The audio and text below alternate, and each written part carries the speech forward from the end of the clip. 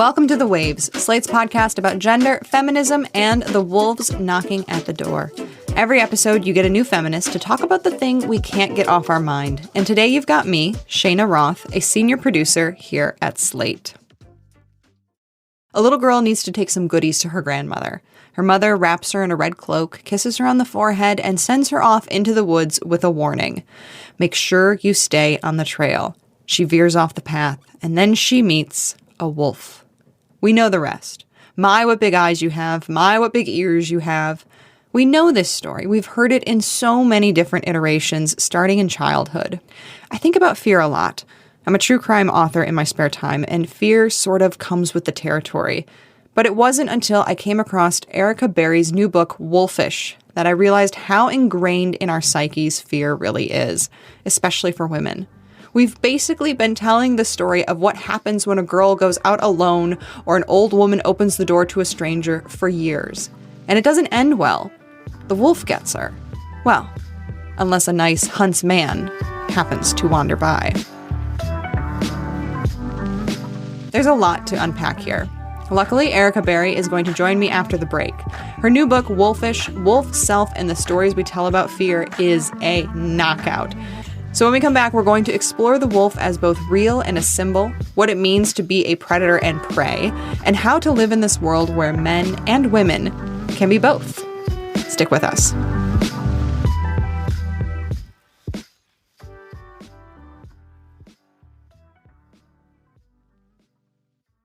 Hey Waves listeners, if you're loving the show, and we really hope you are, and you want to hear more, subscribe to our feed.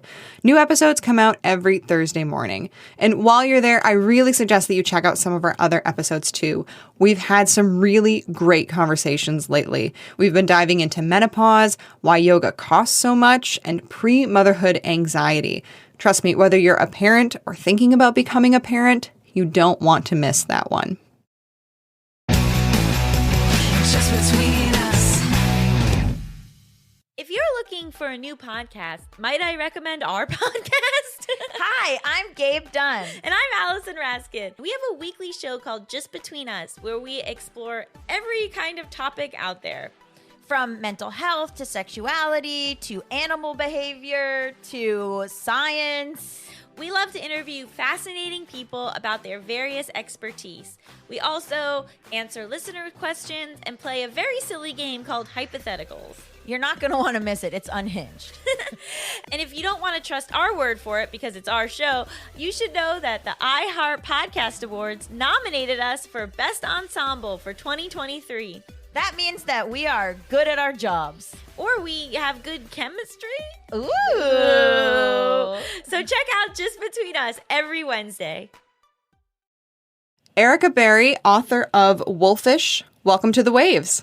Thank you so much. It's a pleasure to be here.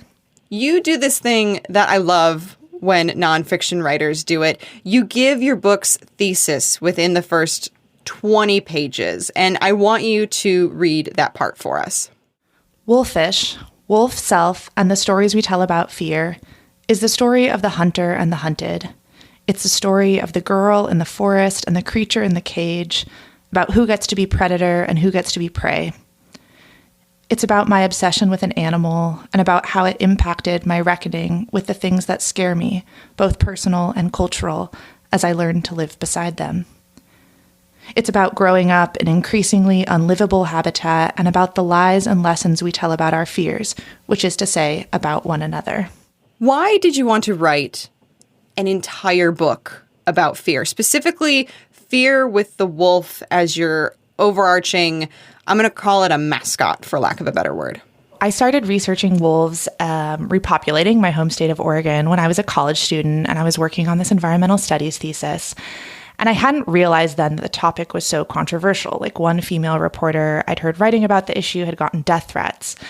And I'm a very, try to see all sides Libra. And I was really, riding on the hubris of being 21 years old and thinking, I'll just go in and ask the questions and figure out the policy and, everybody will get along. But a couple things happened that really expanded how I was thinking about wolves and the human stories around them. The first thing is that a guy who had approached pretty flirtatiously when I was in an Eastern Oregon bar, I'm on a reporting trip there, And he heard what I was writing about and mimed shooting up the bar. Like it was like this switch flipped. He started saying it was very simple what should happen with wolves. And I'm sitting there looking at him put his fingers into a gun shape, pointing them at me as well, right? And I had this real feeling of like, oh shit. Thinking of the other women who've gotten death threats. And it was very clear, like, you're mad about the wolf, but you're also mad about so much else. And it began to feel like I couldn't write about this four-legged animal without thinking about sort of like the projections that are onto them. In so much dominant Western culture, the wolf is this kind of like proxy for the evil other. It's aligned with masculine violence and power. And I think, I was interested in how America and Western Europe, this sort of strand of it, people there are obsessed both with killing and with becoming the wolf, right? It became very clear to me that like questions around what is a rational or irrational threat about my own things that I was experiencing in my own life actually existed like on the same web as the wolf. There was one other experience that happened right as I got to graduate school where I've just moved to Minneapolis and I'm walking down the street and I was grabbed by a man I didn't know. He grabbed me from behind as I was walking. And I like had a keychain of pepper spray in my purse, but I felt totally unable to reach for it. I hadn't had that sort of experience before where it was like there was no fight or flight. I kept thinking like your body has to fight or flight, and it just didn't. It froze, right? And in that case, another stranger intervened and I was able to escape, but it really rewired my experience of like moving, and honestly, it felt like dragging a body through the world. Once this sort of unthinkable thing had happened, like a stranger who I told myself was not going to hurt me actually tried to. It felt like that could happen everywhere. And so then, of course, I'm thinking about Little Red Riding Hood. And I think like I entered this stage of my life. At this point, it was in my sort of mid-early 20s, where anticipatory fear was really like an engine of narrative in my life. I was sort of really subscribing to this like fan fiction of dread, and the anticipation of this catastrophized moments took a huge toll. Like it wasn't just like what had already happened, it was imagining it. And I think so much of that sort of anxiety is a story we tell about what we think our futures will hold, right? And I felt like, okay, maybe I can't like change the violence of patriarchy, but maybe I can like change the story in my head. And I wanted to like think about what stories I'd inherited on this subject. And I realized at that point that like wolf folktales had actually taught me a lot about what it was supposed to be like to occupy my own body. I think I quote Maggie Nelson, who writes that this idea that like women are born feeling already dead, and Little Red Riding Hood seemed to me responsible for problematic narratives both around wolves and women, right? And I wanted to untangle them sort of for both of our benefits. And I guess the last thing I would say is that I felt really distrustful about stories I'd been told about fear, honestly. Stories about who was predator, who was prey, victim, villain, like I didn't trust those stories. I didn't trust the world or the power dynamics that had sort of like preached those stories. But that meant that I was also having a really hard time trying to figure out how to live beside fear in my own body. And I guess I felt like to dismantle those stories about the big bad wolf, I wanted to think about like who he was supposed to be chasing. And that was my own experience.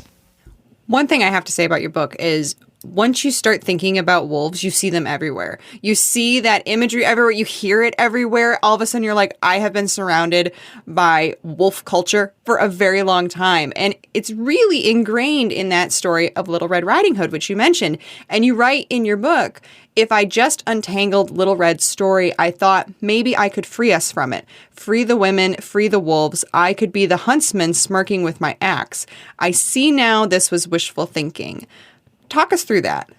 One of the stories about Little Red Riding Hood is that it's a story that tries to teach you how to be safe. And it's the idea that a parent's job to children is to like dose fear and to sort of say, well, here's the morals that will help you walk through the woods. And I think one of the challenges I had was I was raised not to be afraid. Like I kind of came of age in this sort of like girl power 2000s. It was very like, you can do anything. And this, speaks to my own white girlhood in particular. But like, I think realizing that some amount of fear was going to be useful for me was part of what was really hard. I didn't want to accept this sort of like bitter pill at the root of Little Red Riding Hood, which is that actually sometimes you will be walking in the woods and someone will grab you.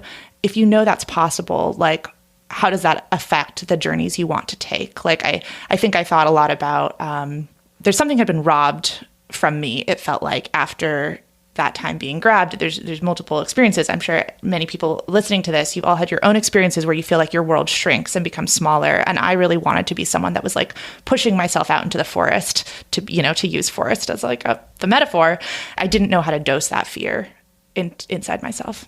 In one part of your book, you talk about how, as a cis white woman, you had, as a kid, the privilege of being able to control how your body was read. You could dress feminine or masculine and give off the sort of stereotypical appearances of those sexes. And as you got older, this changed and you started to fall into teendom and, quote, wait for crushes the way you waited for sunshine in Oregon spring, which, my God, when I read that quote, I was like, oh, it's me. Hi. There's my teenageness. And then you went to a girl empowerment summer camp, which was fascinating. And it was the first time a woman told you, quote, men were out to trick us.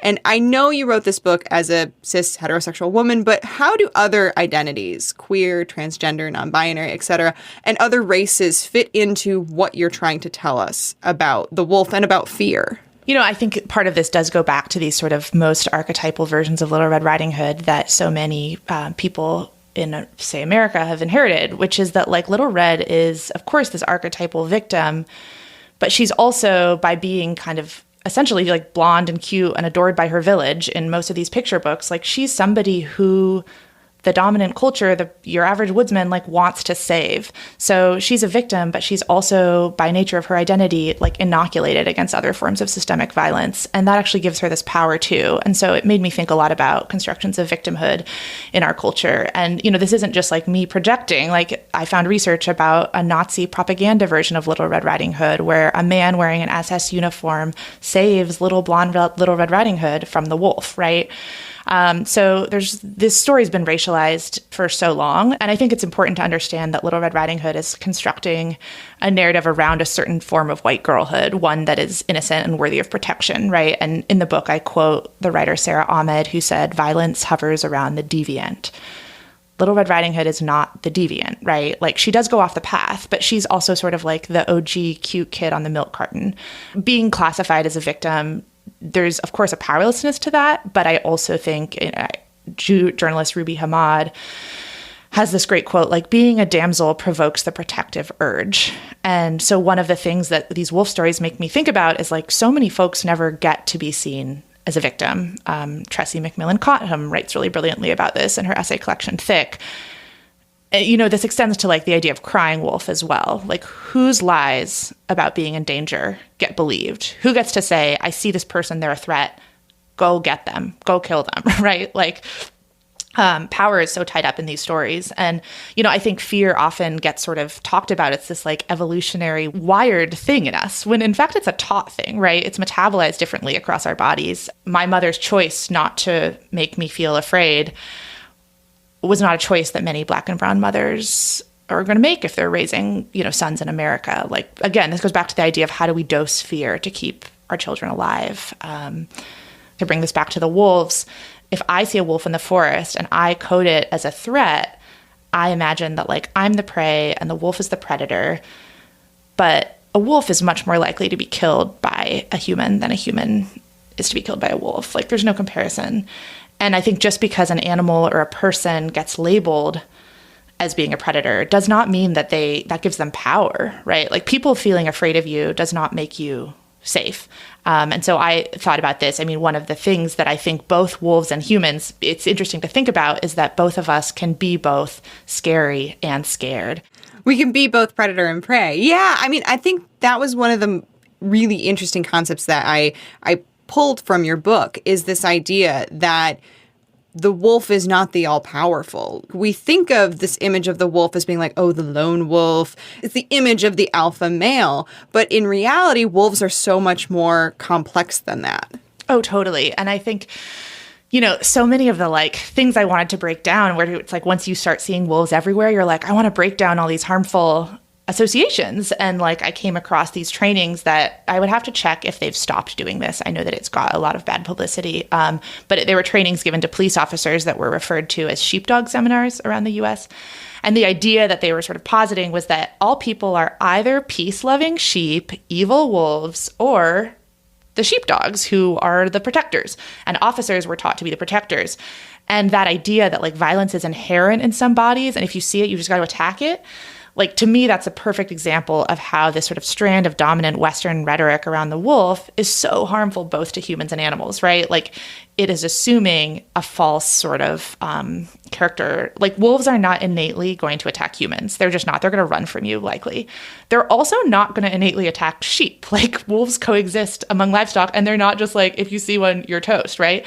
And so I think, like, looking at stories around the wolf show us how harmful it is to personify animals as villains, but also to animalize humans, right? And like there's a feedback loop that I felt like there's like environmental writing that wasn't acknowledging the ways that it was also like involved in writing about gender or power or these other things. Like actually, they're very connected. One sort of violence perpetuates the other through the language.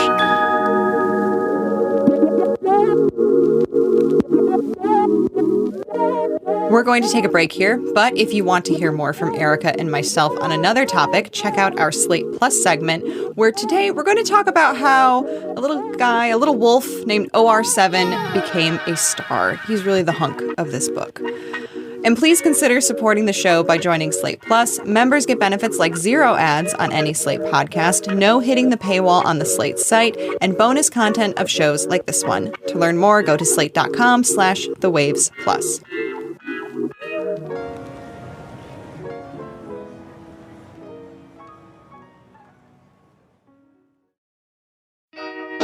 This episode of The Waves is brought to you by LifeStraw. This new year, how are you changing your routine for the better? Personally, I am making a smoothie every morning for breakfast. I want to make sure I get those fruits and veggies in. And I am also committed to drinking a lot more water during the day. And to help me with that second one, LifeStraw Home is the kitchen upgrade that I have needed. It is a beautiful pitcher that has gone viral on TikTok twice. It's the only pitcher that removes microplastics, bacteria, and more than 30 other common contaminants from tap water. Also, and I say this from personal experience, it makes your water taste amazing. Most importantly, LifeStraw fights for the planet and gives back. For every pitcher sold, a child in need receives a year of safe water. Better filtration, better taste, better design. Use code WAVES for 15% off the purchase of any LifeStraw home product at lifestraw.com. That's WAVES for 15% off the purchase of any LifeStraw home product at lifestraw.com.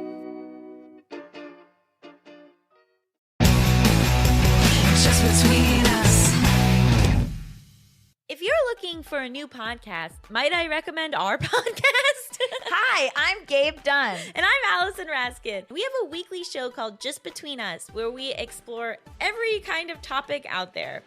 From mental health to sexuality to animal behavior to science. We love to interview fascinating people about their various expertise. We also answer listener questions and play a very silly game called Hypotheticals. You're not going to want to miss it. It's unhinged.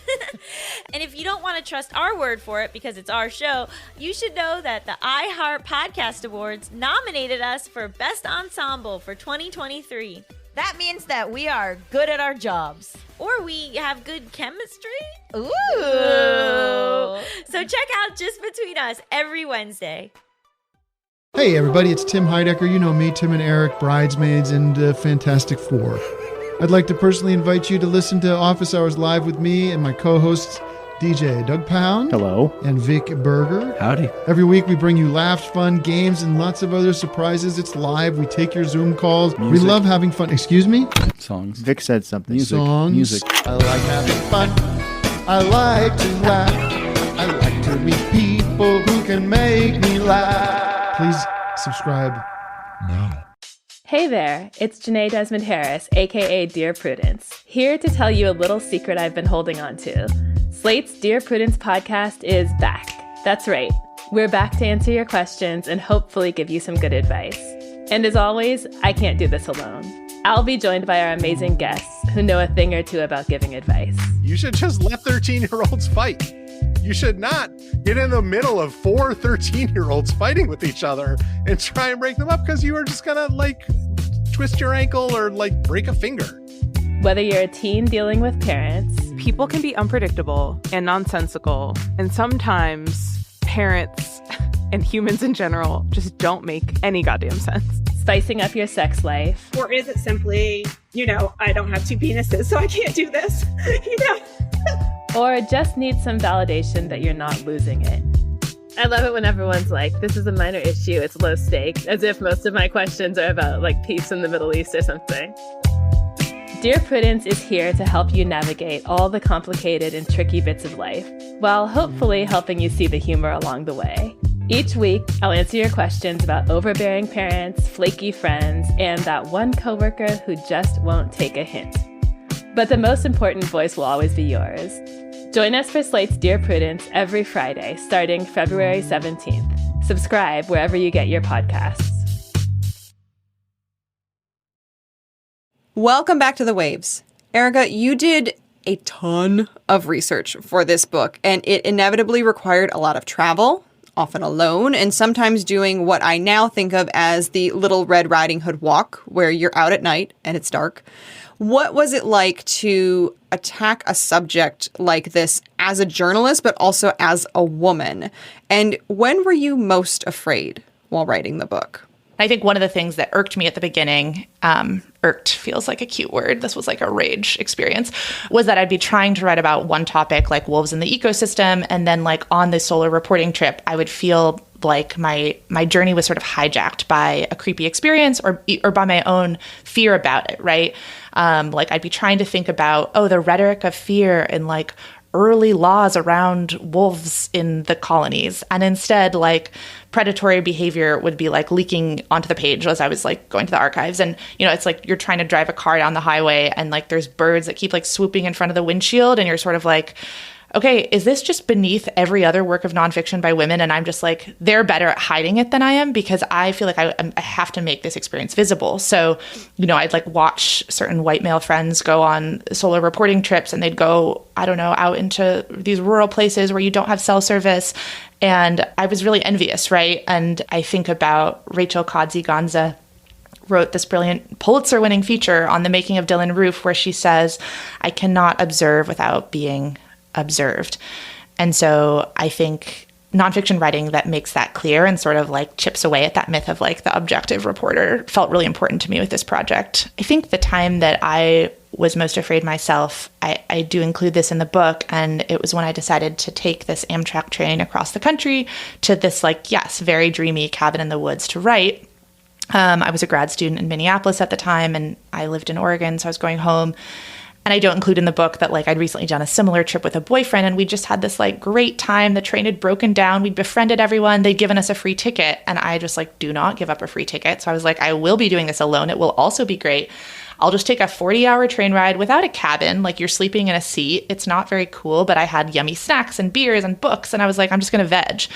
And I boarded late at night, and pretty immediately I was in the area where you sit alone and nobody else had a seatmate, and a man sits down next to me, and I'd sort of clocked him earlier because he had a little bit of off-kilter behavior. I thought maybe under the influence. And, essentially he tells me he's sort of on the run. It's hard to tell exactly what that means. He's dealing with addiction, and also we're both going to Portland. So I have 40 hours potentially. I was in the window, he was in the aisle, and I'm trying to read. He's looking at me, he's talking to me. I just was clear that I wasn't going to be able to get a good night's sleep. I was very hypervigilant. But at the same time, I've inherited sort of this nice habit of my father's, I guess, which is being very open and chatty with strangers. And, this is part of why I like doing the writing I do, is I like talking to people. And I felt I had this internal collision of people pleasing, which is also, this gendered thing that I very much appease, chat, be nice, and also this urge to self-protection, right? And so it was these two sort of what I think of as female instincts deep inside me were sort of warring it out. And so I end up moving, and I think I had the experience that is probably familiar to many listeners, where I thought, I just have to do this super nice because I don't want to anger him, right? And at the same time, I'm like, surely this guy does not really care. Like I sort of thought I was probably being narcissistic if I imagined that he's going to be upset if I move. Like, get over yourself, right? And the guy sits down next to me the next morning. He's found me, and he didn't know I was a writer, but he hands me a notebook, and he says he has all these letters that he wants me to read. And I was kind of like, I don't have time. And he just was like very serious. He puts the book kind of like in my lap and tells me he'll be right back.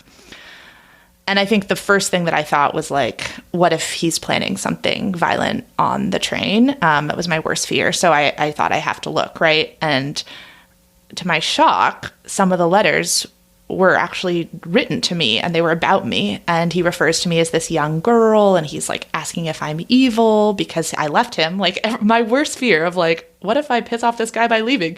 He was like extremely mad. He wrote me a book of letters, right? And he tells me he's going to like let me in on this secret that he's not telling anyone else. My body was so shocked, and sort of like, I think one of the strange things was just the validation, actually. Like, my worry had been right. And I think I thought, God, for so long, I'm this like, I have a catastrophizing brain. But part of why I think you get a catastrophizing brain is that like multiple things happen to you that you think there's no possible way this is going to happen. And that was what happened in this case. The police got involved and the guy got kicked off the train. It was, the idea was like, if we kick him off, we'll be safe. You'll be safe. And like, in one way that's true, but I think I really started thinking about the idea that like, as someone interested in restorative justice, like that's actually like an unsatisfying conclusion. And what, he gets kicked off in like rural Eastern Montana, and then what, you know? And so yeah, to me, this was also a story. It became not just about fear and my own experience of it, but like how we talk about threat and how we respond to threat. Reading that part, I feel like pretty much every woman can pull different pieces from that experience, because while the specific is very much what happened to you, there's so many elements of that like every woman has experienced. I can't even really explain the number of times where I've been like, I'm going to go on this trip by myself and it's going to be great. I'm going to get some writing. And then at like 8:00 at night hits and it's dark and you're by yourself. And whether it's real or imagined, suddenly like that fear that, oh God, something's going to happen to me because I'm a woman alone, or I'm walking around on a trip by myself. Is somebody, following me? Does somebody know that I'm alone? Let me use a fake name. Let me give a fake backstory when somebody asks, hey, are you just in from out of town? It's so real. And it feels like a very female presenting or feminine instinct to be afraid, and also to have some man come and ruin your time. And, like after that experience, there were these other guys who'd been in the car with me who were sort of like, oh, we're so sorry. Like, we wanted to say something, like we wanted to come protect you, but like we didn't. And I was like, I don't want your protection either. Right. This is not the solution to my problem. And I just want all of you to leave me alone. Yes. I'm just trying to read like in a little box. We've been kind of dancing around the true crime force field that is in our culture. Our lingering obsession with true crime as a society is something that I constantly wrestle with, both as a consumer and someone who has written true crime books. And I kept finding influences and shades of that throughout your book, sometimes really head on and sometimes a little bit sort of around the edges. And when you tell friends you're going to go write alone in the woods, they joke that you should, quote, try not to get murdered. And even the first line of your book in the introduction starts very true crimey with, this is one of those stories that begins with a female body. In this case, it's a wolf that is that female body. But I'm curious to know, how do you feel this fascination? Particularly, it's a very much a female fascination. Women are some of the major consumers of true crime. What is this fascination with true crime? How has that shaped how we think of fear and deal with fear? First, I just have to plug Rachel Monroe's book, Savage Appetites. And I think that really informed my perspectives on women's relationship to true crime as the victim, the villain, the detective, all these different roles, right? So this book, I think I was very fixated on how we go through our lives enacting these inherited stories that we so often just think this is just me being me, right? But we fall in love according to cultural scripts. I was like, we also fall into fear according to them, right? And I became interested in the way that actually the fairy tale is sort of like the OG true crime. There's this girl in the woods who's killed. The town sets out to find her. It's a story that exists to teach a certain lesson, but also there's an element of these stories are told between women. and they're told to keep you safe by rehearsing what she did wrong. Like, we will learn. And, you know, I wanted to start the book in a way that kind of conjured that trope of like, look, we're used to stories that begin with a dead woman. I don't like that. I'm sick of that. But also, how can I like invert that and play into that expectation? And I think we expect the wolf from Little Red Riding Hood, you know, to be the killer or the threat. But of course, like in real life, so often the wolf is actually the killed. And what does it mean to like conflate those two? And I think I'm fascinated with, similar to you, like I gravitate sometimes towards these stories, but it's a sort of like dress rehearsal for experiences. And I think, you know, it's kind of a cliche of like an essayist to quote the root of words, but I do think it's interesting that the word fear has its roots in this Old English word that connotes like sudden danger or ambush. And I was talking to my sister about it, and she was like, you know, maybe if we're playing out fear, we're like defanging it in a sense. Like, we can't be ambushed by the thing that we're waiting for. And I think in a certain way, like, I gravitated towards these stories of true crime at times because I was like studying how like you could escape from a car trunk. I remember that was like a big teenage brain inquiry one afternoon. That felt like just as sensible as reading like what to do when the big earthquake comes to Oregon. Like, my worry was a form of like preparation. But you said you wrote true crime. I'm curious like how you think about fear. So I used to be a prosecuting attorney before I became a journalist. And at some point along the way, after I became a journalist, I was approached to write a true crime book. It's a series of cold cases. Throughout writing that book, I had some of those similar feelings of like inserting myself into what was going on and like really judging myself for writing the book in the first place and thinking a lot about like, what am I contributing to the society? Is it healthy for people to think about murder so much or disappearances and things like that so much? And I really stepped away from consuming any true crime for a while after I wrote the book because I was just like, I don't even know. And I got asked to write another book, and that's what I'm working on right now. And my approach to it is totally different. This time I was like, I don't want to do cold cases. I really don't want to do a lot of murder. I want to do other crimes. Let's talk about train heists. Let's talk about bank robberies. Let's talk about the Mona Lisa being stolen. I'm approaching it more from like a historical lens than from a true crime lens because I was just like, I'm interested kind of in the genre. I would like to write another book, but also I don't want to feel so icky, which, you know, I never want to yuck people's yum, and I definitely don't want to judge the hundreds of thousands of people who consume true crime on a daily basis. But it is something that I have just constantly been wrestling with of like, why do we like this thing so much when we are the primary victims of the menace of these stories?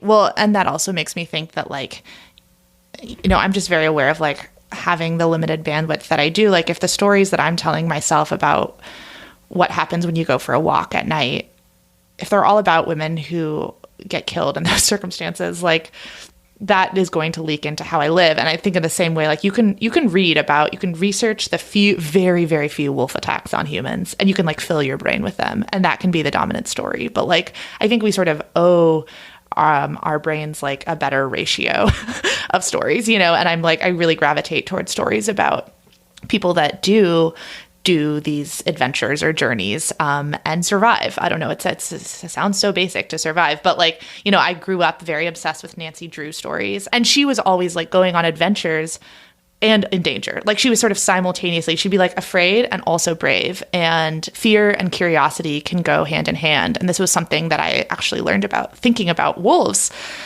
where young wolves are very afraid, but fear does not always like shut you down. It can also be a way of like, well, get out there, like go investigate that thing. Like, I'm gonna go look around. And I think I've thought about that actually in my own life. Like, sometimes fear feels like it's like closing a door of experience, but sometimes maybe just like being aware, but also still having that curiosity that's really big, which is maybe like feeling both a little bit like a victim, but also like the investigator can actually sort of like get you out the door in an interesting way to like poke into something. Erica Berry is the author of Wolfish, Wolf, Self, and the Stories We Tell About Fear. Erica, this has been just a fascinating, enlightening conversation, and your book is just absolutely killer. Thank you so much for joining us. Thank you so much for having me. That's our show this week. The Waves is produced by myself, Cheyna Roth. Daisy Rosario is senior supervising producer, and Alicia Montgomery is vice president of audio. We would love to hear from you. Email us at thewaves@slate.com. The Waves will be back next week. Different host, different topic, same time and place.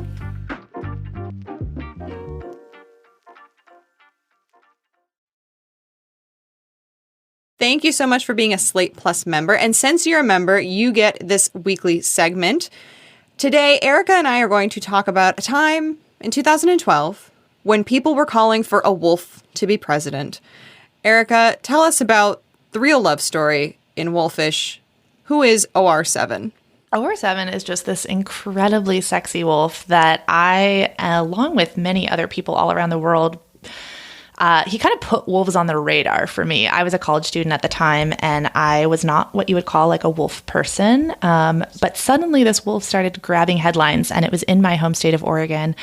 And OR7 was the 7th wolf collared in Oregon. Biologists had collared both him and his sister.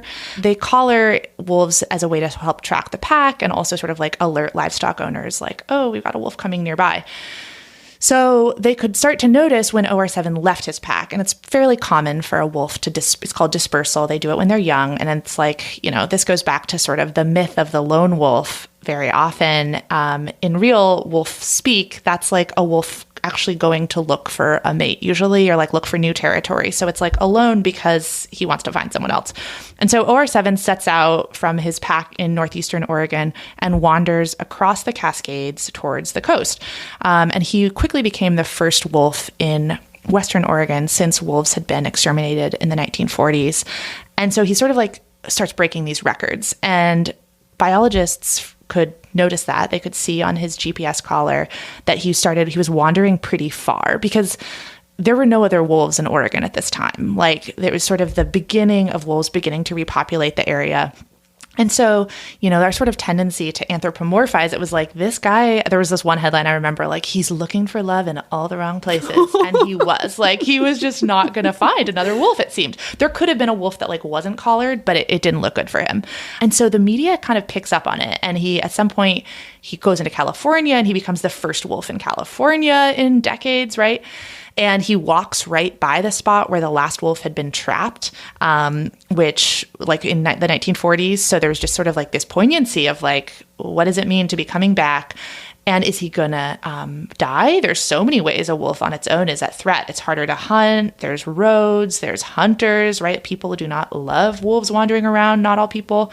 And so a nonprofit in Oregon had the idea to run a competition to help name him with like, maybe that will help buoy him. He's going to be harder to kill if he's a celebrity, right? And so people entered this contest from all over the world. I think there was like Finland, Nigeria, like all over. And the winning name was Journey, which was I think like 4th graders had submitted that name, right?